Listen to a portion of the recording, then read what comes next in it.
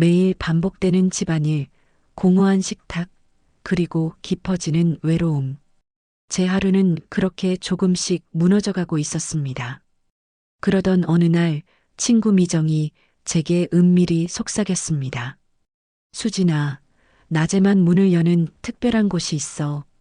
주부들만 가는 곳인데 호빠라고 들어봤지. 내가 가면 아마 다시 살아난 기분이 들 거야. 그 순간 내 안에 오래 묻혀있던 불씨가 번쩍 살아나는 걸 느꼈습니다. 주부들만 간다는 비밀스러운 곳. 말로만 듣던 호빠. 저는 설렘을 얻은 줄 알았지만 그 끝은 상상보다 잔인했습니다. 오늘 이야기는 권태기에 빠진 한 중년 주부의 은밀한 일탈을 들려드리겠습니다. 시작하기 전에 구독과 좋아요는 제게 큰 힘이 됩니다. 53, 나는 더 이상 여자가 아니라고 생각했다. 남편은 늘 회사의 핑계로 늦게 들어오고 아이들은 성인이 되어 집을 비웠다.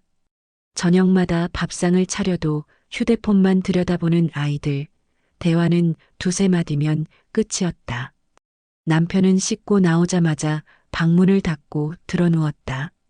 남은 건 텅 빈 집과 나뿐이었다. 하루 종일 집안일은 이어졌다. 세탁기를 돌리고 건조된 빨래를 개어 옷장에 넣고 반짝거리는 유리창을 닦아도 성취감은 없었다. 깨끗해진 집만큼 내 마음은 공허해졌다. 거울 앞에 서면 낯선 얼굴이 나를 노려봤다.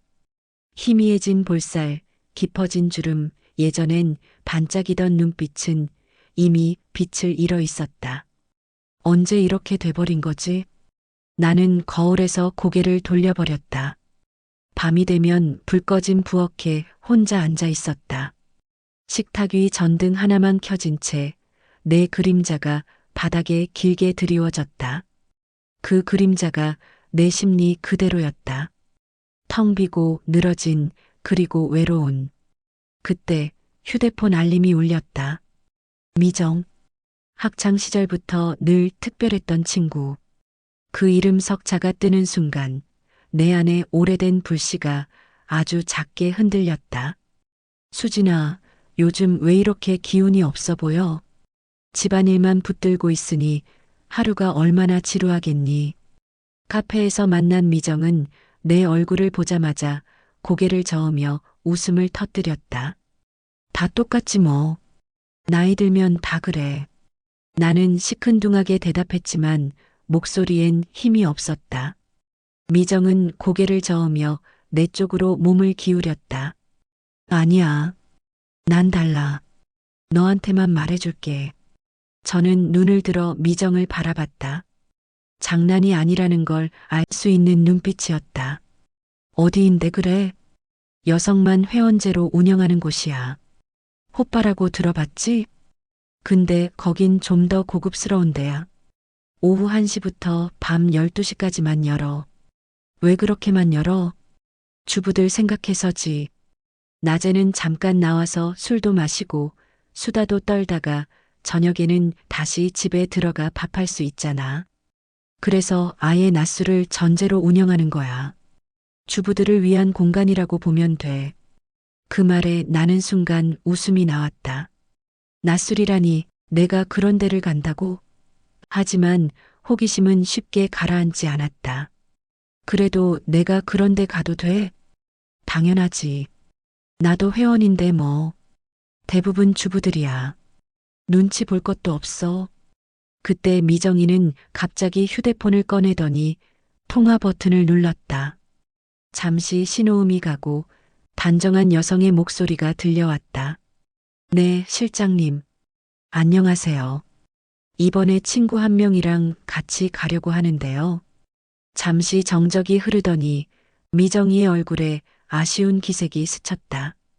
아, 이번 주는 벌써 예약이 다 찼다고요? 네, 알겠습니다. 그럼 다음 주로 잡아주세요. 전화를 끄는 미정이 내 얼굴을 보며 씩 웃었다. 맞지? 이렇게 인기 많아. 예약 없으면 자리도 없어. 그 말이 농담처럼 들리지 않았다. 내 마음속에선 설명할 수 없는 설렘과 두려움이 동시에 일어났다. 집으로 돌아오는 길, 내 머릿속엔 미정의 말이 반복됐다. 낮술, 회원제, 예약, 실장님. 그리고 호빠. 내가 발 딛지 못했던 비밀스러운 세계가 있는 듯 했다. 예약된 날이 다가오자 아침부터 괜히 마음이 들떠 있었다. 평소 같으면 그냥 티셔츠에 바지 하나 걸치고 나갔을 텐데 그날은 옷장 앞에서 한참을 망설였다. 옷걸이에 걸린 옷들이 낯설게 보였고 무엇을 입어야 할지 쉽게 결정되지 않았다. 미정의 말이 떠올랐다. 수진아, 섹시하게 입고 와. 괜히 움츠러들지 말고 자신 있게. 그게 제일 중요해. 거울 앞에 서서 화장품 파우치를 열었다. 오랜만에 립스틱을 꺼내 입술에 발라보았다. 어쩐지 낯설었다. 그러나 붉은 기운이 스치자 순간 내 안에 묻혀있던 다른 내가 고개를 드는 듯 했다. 그래, 오늘만큼은 다르게 살아보자. 미정과 약속한 시간에 맞춰 집을 나섰다. 발걸음은 가볍지 않았고 오히려 긴장으로 무거웠다. 버스를 타고 가는 동안 창밖 풍경이 낯설게 다가왔다. 신호등이 바뀌는 순간에도 길모퉁이마다 지나치는 사람들의 표정 하나하나가 의미심장해 보였다. 드디어 도착한 건물. 새로 지어진 상가였지만 지하로 내려가는 계단은 묘하게 은밀했다. 입구 옆 작은 간판에는 이탈리아어로 라 루스라고 적혀 있었다. 빛이라는 뜻이라는데 나에게는 금단의 문처럼 보였다. 계단을 내려가는 발걸음은 이상하게도 무겁고 또 떨렸다. 문을 열자 은은한 재즈 선율이 흘러나왔다. 와인 향이 섞인 공기가 코끝을 스쳤다. 낮인데도 공간은 밤처럼 조용하고 은밀했다. 은은한 조명이 벽을 따라 퍼져 있었고 검은색 커튼이 빛을 가려 더욱 어둡게 느껴졌다. 처음 예상했던 음침한 술집 분위기와는 달랐다. 고급스럽고 차분하며 동시에 어딘가 뜨거운 기운이 감돌았다. 카운터 옆 작은 공간에서 직원이 우리를 맞이했다. 미정은 익숙한 듯 자연스럽게 이름을 말했고 직원은 고개를 끄덕이며 좁은 복도로 안내했다. 복도는 길지 않았지만 발걸음이 닿을 때마다 심장이 크게 뛰었다. 내가 지금 뭐 하는 거지? 여기 들어가도 되는 걸까? 돌아서고 싶은 마음과 끝까지 가보고 싶은 마음이 동시에 나를 흔들었다. 드디어 문이 열리고 아담한 룸 안으로 들어섰다. 방은 크지 않았지만 아늑하게 꾸며져 있었다. 은은한 베이지 톤 벽지, 눈이 편안한 조명, 푹신한 소파와 작은 꽃 장식.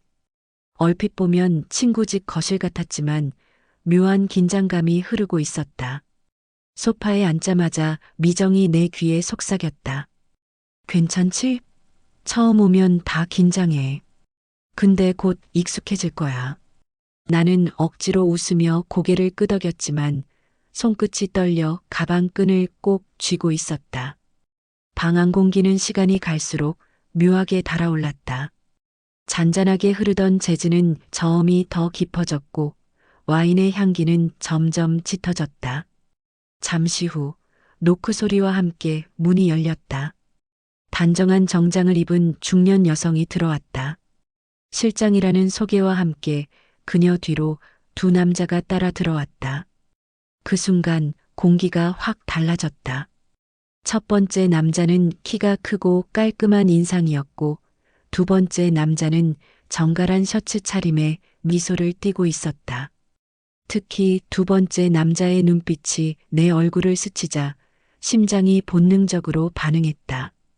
오랜만에 느껴보는 낯선 시선, 그리고 그 안에 담긴 묘한 온기. 그의 이름은 박정우였다. 나는 떨리는 손으로 와인잔을 들었지만 표면에서 붉은 액체가 출렁이며 금방이라도 넘칠 듯 했다. 그때 정우가 낮은 목소리로 속삭였다. 편하게 계세요. 오늘은 제가 옆에 있으니까. 낮고 차분한 목소리, 뜨겁게 전해지는 손끝.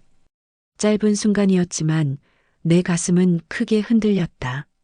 머리로는 경계해야 한다는 신호가 울렸지만 몸은 이미 정우의 목소리에 사로잡혀 있었다. 정우의 눈빛은 강요하지 않았지만 도망칠 수도 없게 만들었다. 나는 웃으며 고개를 끄덕였으나 심장은 이미 평정을 잃은 상태였다. 그 한순간 나는 알았다. 오늘 하루가 결코 평범하게 끝나지 않으리라는 것을. 방 안의 조명이 살짝 낮아졌다. 실장이 스위치를 돌린 것도 아니고 누군가가 신호라도 보낸 듯 은은한 빛이 한 톤 가라앉았다. 그 순간부터 공기가 전혀 다르게 느껴졌다. 방금 전까지만 해도 카페처럼 편안하던 공간이 이제는 다른 세계로 변해버린 듯했다. 음악의 저음은 더 깊게 울렸고 잔잔히 퍼지던 와인 향은 진하게 번졌다. 숨을 들이쉴 때마다 그 향이 목구멍을 타고 흘러내리는 것 같았다. 나는 겉으론 웃고 있었지만 마음은 전혀 차분하지 않았다. 정우의 시선이 내게 머무는 순간마다 오래 눌러왔던 감정이 파문처럼 번졌다. 아무 일도 일어나지 않았는데도 심장이 빠르게 뛰고 숨이 가빠졌다. 스스로 괜찮아, 흔들리면 안 되라고 되뇌었지만 정우의 눈빛은 그 다짐을 단번에 무너뜨렸다. 나는 애써 웃으며 고개를 끄덕였다. 하지만 입술 끝이 부자연스러웠다. 이미 평정심은 잃고 있었기 때문이다. 옆을 바라보니 미정과 다른 남자는 구석 소파로 옮겨 앉아 있었다.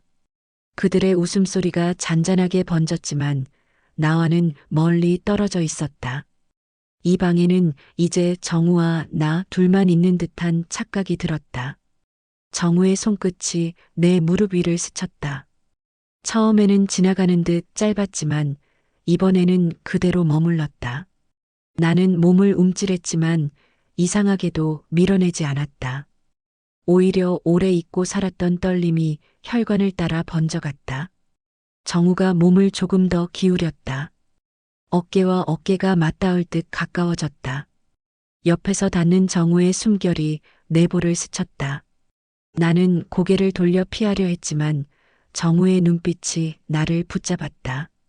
그 눈 속에는 강요도 질문도 없었다. 그저 묘하게 따뜻한 불빛이 반짝이고 있었다. 수진 씨 너무 아름다우세요. 낮고 부드러운 목소리가 귓가를 간지렸다. 작은 전율이 목덜미를 타고 흘러내렸다. 나는 숨을 고르려 했지만 심장은 이미 무너져 내렸다. 머릿속에서는 위험하다는 경고가 번쩍였지만 몸은 정우의 말 한마디에 사로잡혀 있었다. 정우의 시선은 깊고도 단단했다. 피할 수 없었다. 그 순간 가방 속 휴대폰이 진동을 울렸다. 화면을 확인하니 남편이었다. 손끝이 덜덜 떨렸다. 받으면 안 된다는 걸 알면서도 벨소리와 진동은 내 양심을 세차게 두드렸다. 나는 황급히 무음 버튼을 눌렀지만 진동은 몇 번이나 울리며 심장을 더 불안하게 만들었다. 바로 그때 복도에서 또각또각 구두굽 소리가 지나갔다. 나는 얼어붙은 채 문만 바라봤다. 혹시라도 문이 열릴까, 들켜버릴까, 가슴이 철렁 내려앉았다.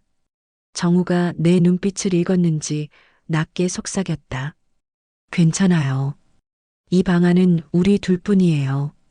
그제야 겨우 숨을 고를 수 있었지만 이미 몸은 저항을 잃고 있었다. 혹시 불편하시면 말씀하세요. 정우가 조심스럽게 덧붙였다. 배려하는 듯한 말투였지만 내 대답은 이미 준비되어 있었다. 아니에요. 짧은 한마디가 입술을 지나가는 순간 나는 내 마음의 반을 내어주고 있었다.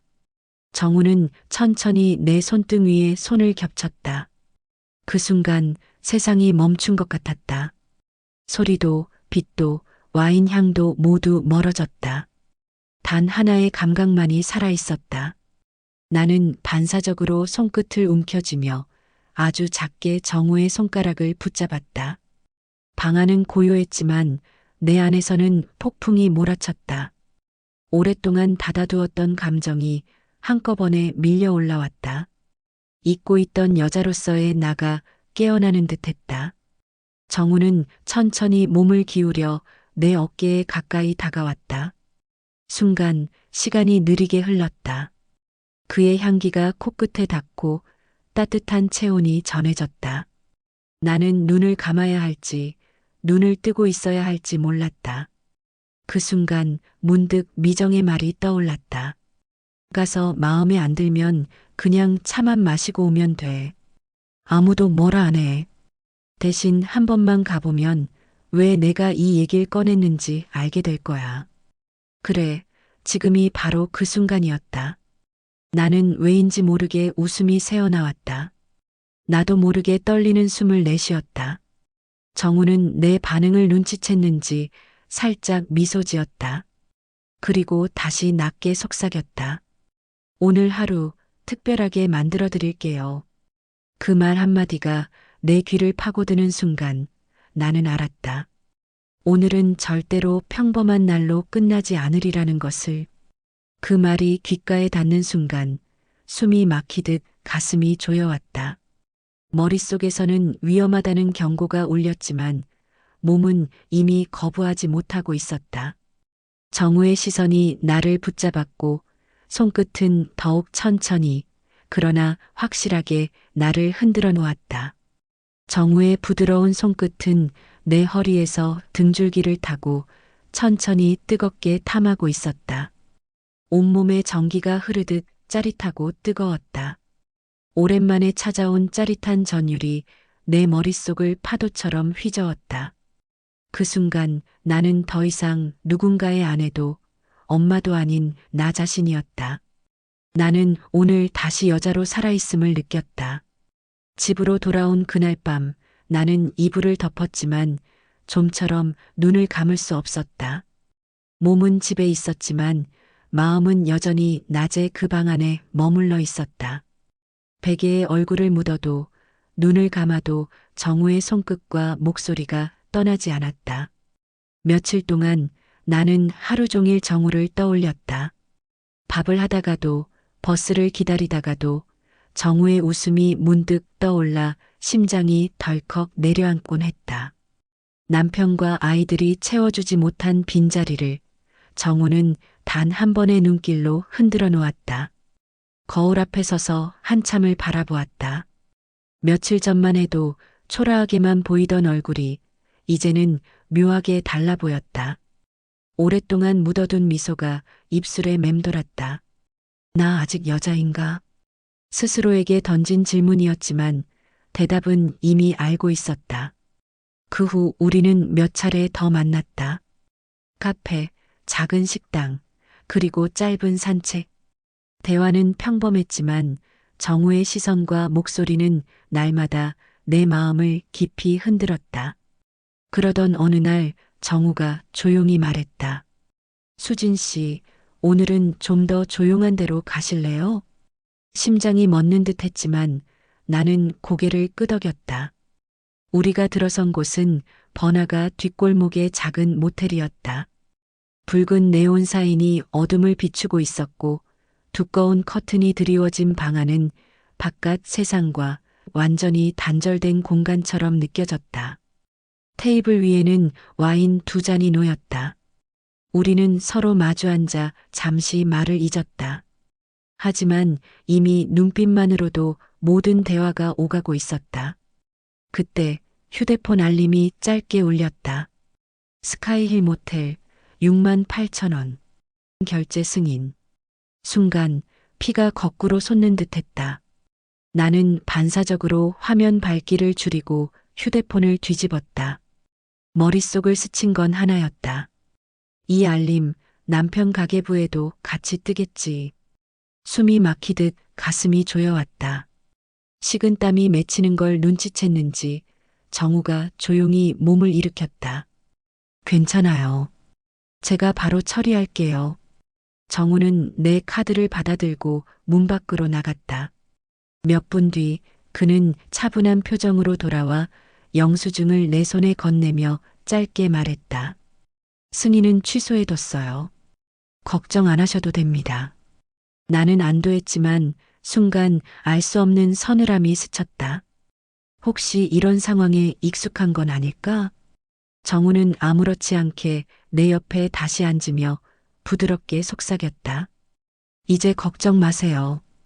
오늘은 수진 씨 생각만 하세요. 그 말이 끝나자 방 안 공기가 달라졌다.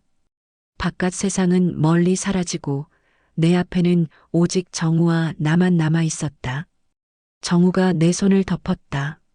나는 피하지 않았다.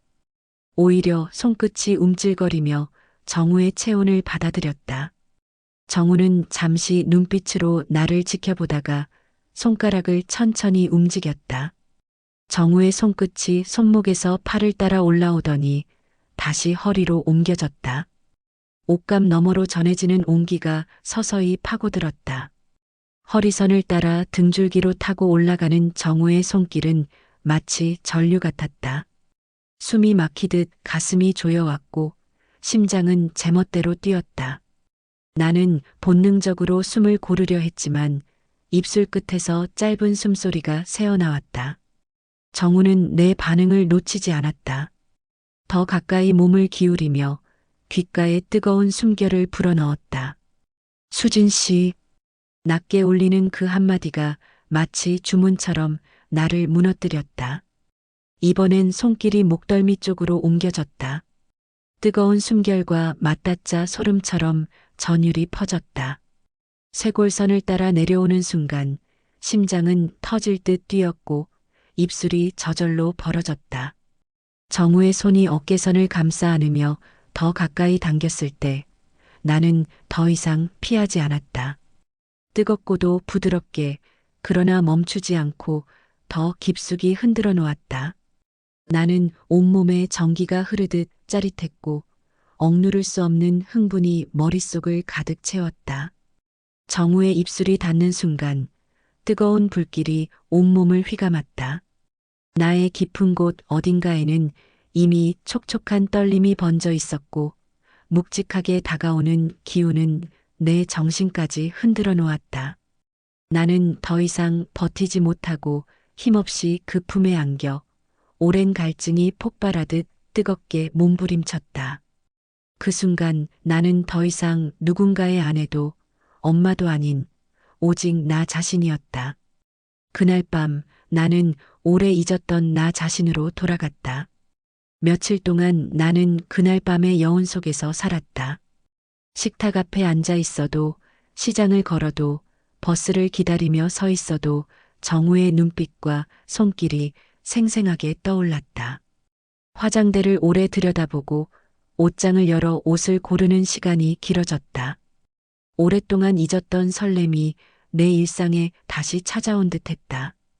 결국 나는 정우가 좋아한다고 했던 유명 초밥집에 일부러 들렀다. 정우의 얼굴을 떠올리며 메뉴판을 들여다보던 나는 가장 좋아한다던 모듬 세트를 주문했다.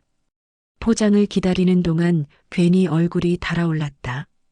마치 신혼 초기에 남편을 위해 무언가를 준비하던 시절처럼 가슴이 두근거렸다.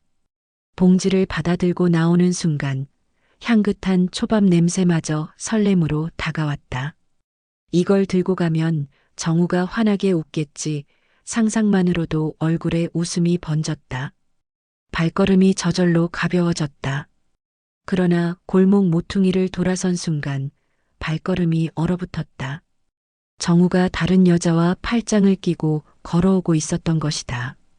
그녀의 머리칼이 정우의 어깨에 닿아 있었고 정우는 자연스럽게 그녀를 끌어안듯 가까이 붙어 있었다. 두 사람은 서로를 보며 웃고 있었다. 그 웃음은 내가 단 한 번도 받아보지 못한 따뜻하면서도 어쩐지 영업적으로 다듬어진 미소였다. 마치 오래 연습해온 듯 자연스럽고 능숙했지만 그 안에는 내가 믿었던 진심이 아니라 철저히 계산된 친절만이 담겨 있었다. 손에 들린 봉지가 바위처럼 무겁게 늘어졌다. 팔에 힘이 빠지며 봉지가 땅에 떨어질 뻔했다. 심장은 천둥처럼 요동치다가 곧 얼어붙듯 멎었다. 내가 믿었던 건 도대체 뭐였을까? 정우가 속삭였던 말들, 그 따뜻한 눈빛, 그 모든 순간은 다 거짓이었나? 온몸에서 힘이 빠져나갔다. 뒤돌아서는 순간 눈앞 풍경이 물안개처럼 번져 보였다. 차가운 바람이 불어왔지만 그보다 더 차가운 건 내 가슴 속 공허였다. 그날 밤 나는 이불 속에서 한숨만 삼켰다. 식탁 위에 굴러다니는 초밥 봉지는 손도 대지 못한 채 식어갔다. 향긋했던 냄새는 이제 역겨움으로만 느껴졌다. 시계 초침이 또각또각 새벽을 알릴 때까지 눈물은 멈추지 않았다. 뜨겁게 타올랐던 감정은 무너져 내렸고 가슴 속에는 차갑고 공허한 바람만이 남았다. 그날 이후 며칠은 마치 시간이 멈춘 듯 흘러갔다. 나는 멍하니 창밖만 바라보다가 긴 한숨만 내쉬곤 했다. 허무와 분노가 뒤섞여 가슴을 짓눌렀지만 그렇게 앉아 있는다고 달라지는 건 아무것도 없었다. 결국 떠오른 건 미정의 얼굴이었다. 이대로 무너지면 안 돼. 차라리 진실을 들어야 한다. 나는 미정을 만나 카페 구석에 앉았다. 잔을 만지작거리며 내가 겪은 일을 털어놓자 미정은 한참을 듣더니 담담하게 입을 열었다. 수진아, 이제 알겠지? 정우 같은 남자들 우리를 진심으로 사랑하는 게 아니야. 다 영업이야. 영업? 그래.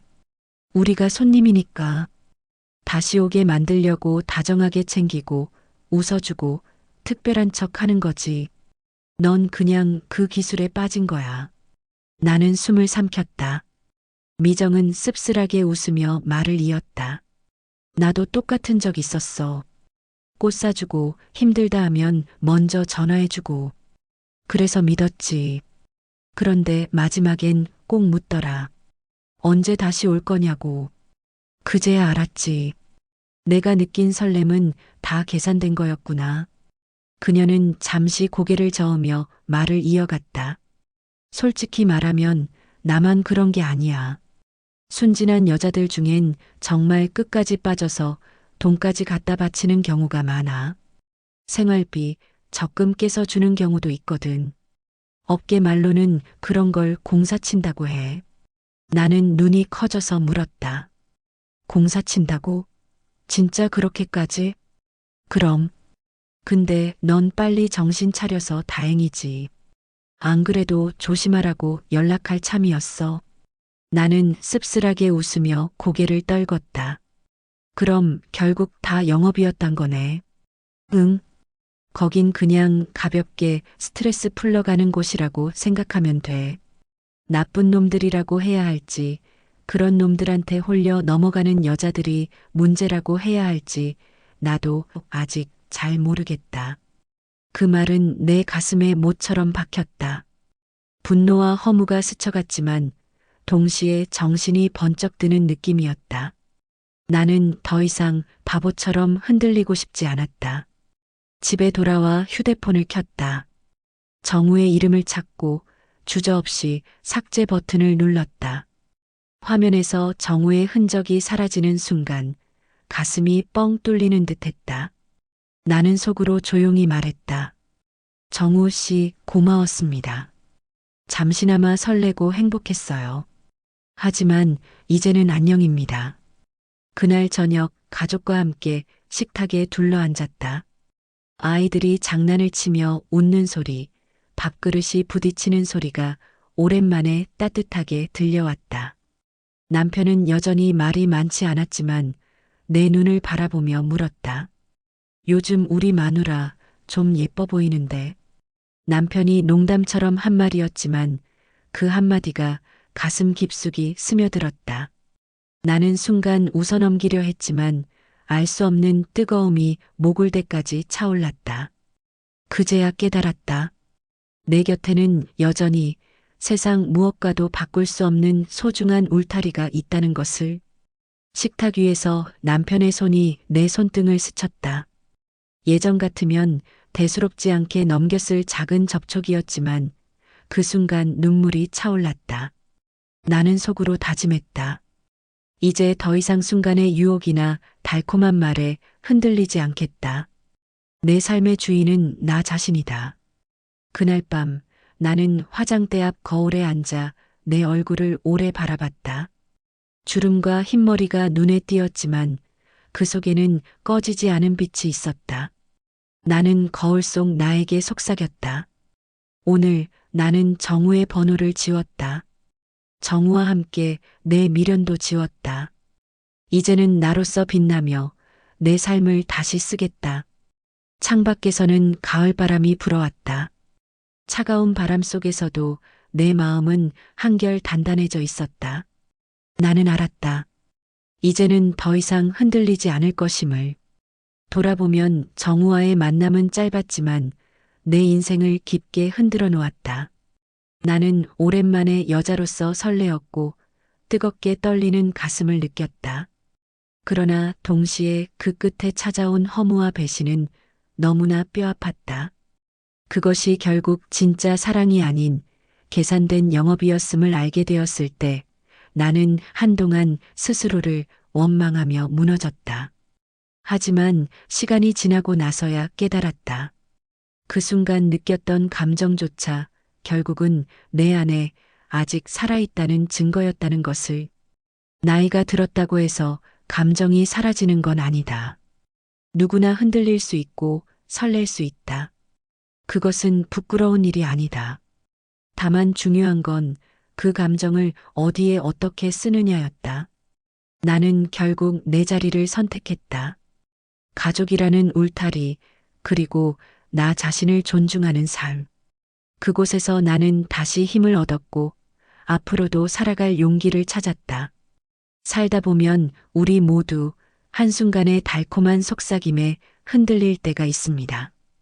하지만 그 속삭임 뒤에 어떤 대가가 기다리고 있는지 알지 못한다면 결국 상처받는 건 자기 자신일 뿐입니다. 그제야 알았습니다. 이건 비단 제 이야기만은 아니라는 걸요. 유혹은 언제나 우리 곁에 있습니다. 그 순간 어떤 선택을 하느냐가 결국 삶을 바꿉니다. 우리에게 가장 소중한 건 결국 가족이라는 이름입니다. 잠시 일탈을 꿈꿀 때도 있지만 가족만큼 따뜻하고 든든한 울타리는 없지요. 오늘 여러분도 가족에게 사랑한다 한마디 전해보시겠어요? 그리고 이 이야기에 공감된다면 댓글에 사랑이라고 남겨주세요. 지금까지 사연별 책부록이었습니다. 감사합니다.